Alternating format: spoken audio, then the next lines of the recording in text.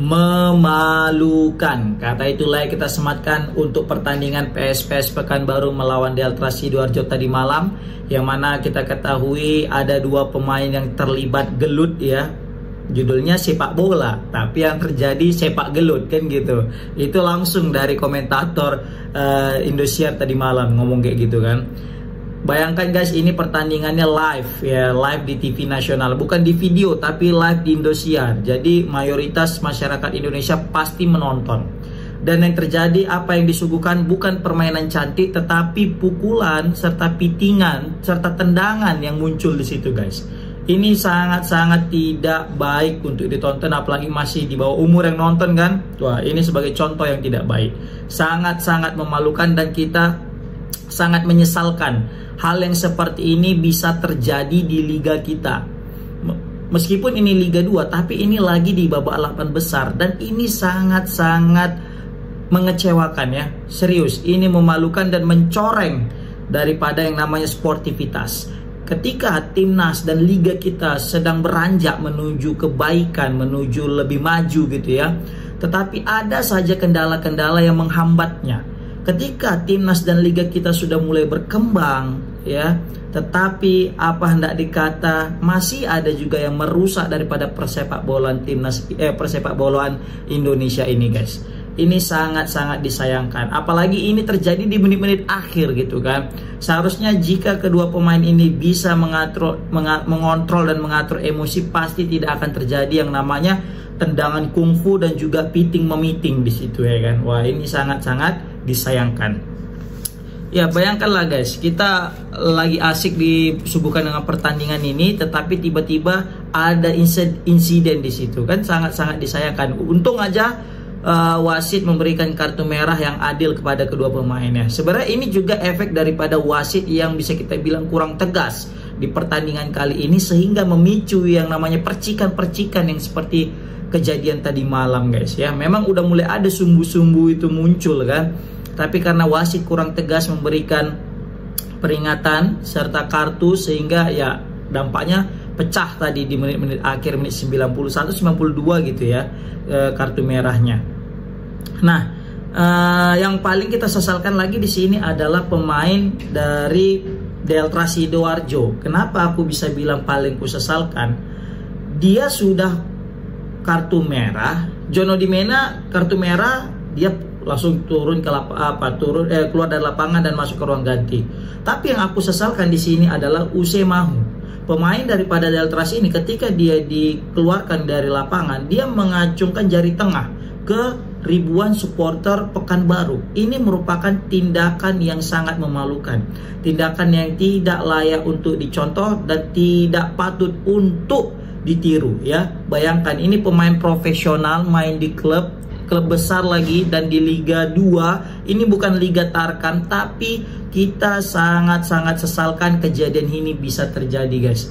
Bayangkan, antum itu ditonton, antum itu dijadikan panutan bagi pemain-pemain muda, tetapi hal yang seperti itu bisa terjadi. Ini sangat-sangat tidak bisa diterima.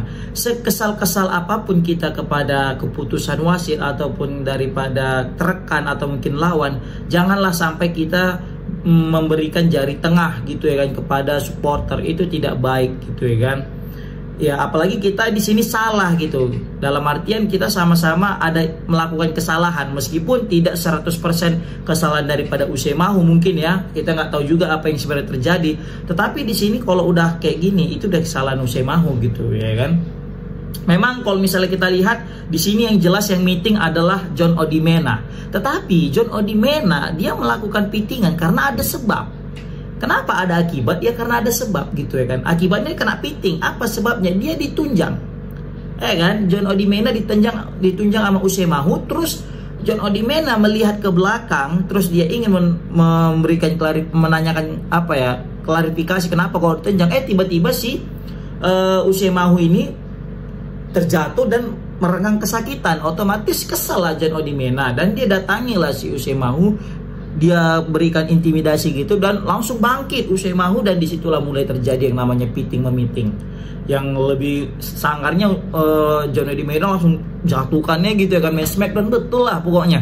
asli kena banting si Usemahu. Untung aja Usemahu nggak ini ya kan, nggak cedera parah juga. Takutnya kepalanya pula nanti ya kan gegerota, wah untung aja. Tapi yang jelas itu sudah mencoreng persepak bolaan timnas persepak bolaan Indonesia guys. Ya, kita udah disuguhkan permainan yang mungkin bisa kita bilang tidak sebaik timnas, tapi yang paling banyak disuguhkan adalah aksi-aksi kekerasan, dan ini nggak baik gitu ya kan. Tapi untung aja PSPS Pekanbaru ini menang ya. Dalam artian menang, sumpah bayangkanlah kalau kalah tadi tuh dikena kartu diginikan, wah apa nggak turun tuh supporter ya kan. Waduh, bisa hancur itu dari pertandingan live pula lagi di TV nasional. Waduh, wassalam. Tapi kayaknya PSPS Pekanbaru supporternya dewasa guys, mungkin hal yang seperti itu tidak akan terjadi. Terbukti mereka meskipun diacungkan jari tengah, tidak ada kita lihat supporter yang turun ke lapangan mengejar wasit, mengejar pemain, hingga mengejar daripada ofisial, tidak ada. Dan ini aku salut kepada supporter Askar Betuah ya, supporter daripada PSPS Pekanbaru yang terlihat dewasa guys, luar biasa. Respect ya. Jadi bayangkan guys, kalau misalnya tadi itu kita balik itu, ini main di Stadion Delta Gelora Delta Sidoarjo, terus pemain PSPS Pekanbaru dia menunjukkan jari tengah ke supporter, itu gimana itu? Bayang nggak Glenn? Kalau supporter Deltras digituin, waduh, apa nggak turun lagi tuh ke lapangan kayak lawan apa kan Persiwa Bojonegoro, rico lagi. Waduh. Jangan ya. Pokoknya ini kerugian besar tidak hanya bagi persepak bolaan kita, ini juga kerugian besar bagi kedua tim, baik itu Deltras maupun PSPS Pekanbaru. Deltras ini mungkin tidak sebanding kerugiannya dengan PSPS Pekanbaru. Kenapa? Deltras kehilangan pemain lokalnya, sedangkan PSPS Pekanbaru dia kehilangan legion asingnya, pemain andalannya. Bayangkan guys, padahal PSPS Pekanbaru tinggal menghadapi 2 pertandingan lagi, dan 2 pertandingan ini adalah yang paling sulit, yaitu menghadapi Persiraja dan PSIM. Apalagi lawan PSIM nanti mainnya di Jogja, main di kandang PSIM. Bisa menjadi masalah ini, ya kan? Kalau misalnya mereka kalah, terus ketika menghadapi Persiraja Banda Aceh, Persiraja lagi on fire, tiba-tiba nggak on fire sih, nanti main ya, nanti malam, karena kalau menang mereka on fire gitu. Terus main di Pekanbaru ya, walaupun main di Pekanbaru tapi mereka tanpa adanya John Edi Mena guys. Ini PSPS Pekanbaru ini yang menjadi masalah. Mereka hanya mengandalkan Noriki Akada sama dengan Douglas Cruz yang ada di belakang.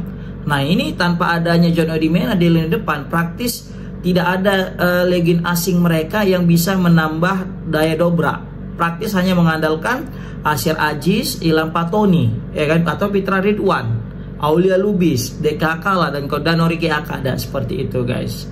Nah, yang jelas ini semoga tidak terulang kembali guys ya. Tendangan kungfu, baru piting memiting, asli ini nggak patut lah untuk ditiru. Dan kalau bisa jangan lagi terjadi, apalagi berada di Liga 2 gitu kan. Padahal Liga 1 sudah mulai berkurang ya kan, mungkin karena efek VAR sih ini. Jadi menurut aku udah seharusnya Liga 2 ini memang dipasang VAR guys, biar nggak macam-macam lagi. Dan kalau bisa hukuman itu kepada pelanggar berat aja sekalian langsung, biar mikir-mikir untuk melanggar itu, biar mikir-mikir untuk emosi, biar mikir-mikir untuk meluapkan kekesalannya itu dengan cara yang tidak baik, dengan cara anarkis, biar nggak kayak gitu lagi lah ya kan. Bayangkan ini, coba disiarkan di TV nasional, ada aksi meeting, ada aksi nendang, kan nggak patut untuk ditiru gitu kan. Apalagi kita lagi proses pengalihan dari zaman keburukan menuju zaman kebaikan, tiba-tiba disuguhkan dengan seperti itu. Waduh. Tapi aku yakin lah Usemahu dengan juga John Edi Mena pasti akan berubah. Itu hanya kesalahan sesaat, tetapi mungkin caranya aja yang salah untuk meluapkan kesalahan itu.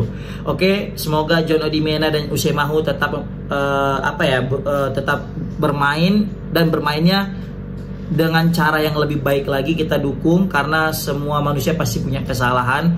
Yang penting bagaimana cara kita belajar dari kesalahan itu dan tidak jatuh di kesalahan yang sama. Oke guys, komen di kolom komentar guys, gimana pendapat kalian tentang tendangan kungfu daripada Usemahu dan juga pitingan maut daripada John Edi Mena. Komen di kolom komentar. Assalamualaikum warahmatullahi wabarakatuh.